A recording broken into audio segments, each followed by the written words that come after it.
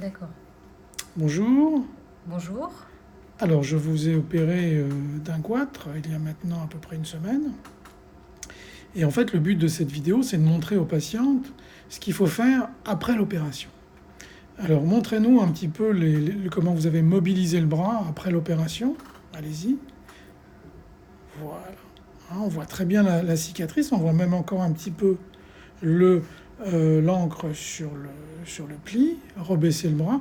Donc il faut vraiment bien bouger le bras. Montrez-nous encore de bas en haut, voilà, en touchant l'oreille. Et ça, c'est vraiment la seule méthode qui vous permet d'éviter d'avoir des douleurs. Alors pourquoi vous avez fait cette opération? Parce que je voulais m'en remettre le plus vite possible. Également éviter d'avoir une cicatrice visible au niveau du cou. Mais c'était surtout pour le confort et pouvoir reprendre une activité normale le plus vite possible, sans gêne. Bon, et alors, qu'est-ce qui s'est passé après l'opération? Et bien déjà, j'ai eu très très peu de douleur.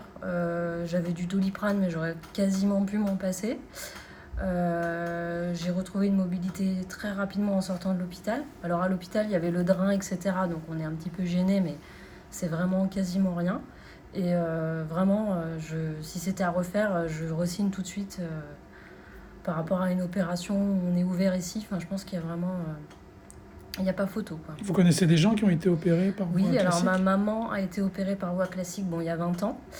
Elle m'a dit qu'elle était impressionnée en me voyant parce que elle-même, en sortant dès qu'elle est remontée du bloc opératoire, elle a eu des très fortes douleurs au niveau du cou. Elle n'a pas pu manger normalement pendant plusieurs semaines. Elle se nourrissait beaucoup de soupe, de purée, alors que moi, le soir même, je mangeais des pâtes et du poisson dans ma chambre sans aucun problème. Elle a eu des petits soucis au niveau de la voix parce qu'ils ont un petit peu touché les cordes vocales. Et encore aujourd'hui, 20 ans après, elle fait de la chorale et quand elle chante, elle sent que sa cicatrice l'attire. Donc elle-même, en me voyant, elle m'a dit que j'avais vraiment fait le bon choix et qu'elle était impressionnée, qu'elle pensait même pas que c'était possible en fait. Et j'ai aussi une autre personne dans mon entourage qui s'est fait opérer il y a un mois de ça, donc récemment, par une technique classique. Et aujourd'hui, un mois après, elle a encore des problèmes de mobilité au niveau des épaules et du cou. Elle est très raide, elle est encore très fatiguée et elle s'en est toujours pas remise. Alors que moi, 4 jours après, j'ai l'impression d'être quasiment dans mon état normal. Bon, bah, super. Alors remontrez-nous juste un petit peu le bras. Voilà, ça c'est très important. Il faut que les patients regardent bien, qu'il faut bien mobiliser le bras de bas en haut. Remettez-le en bas. Voilà, remontez. Voilà.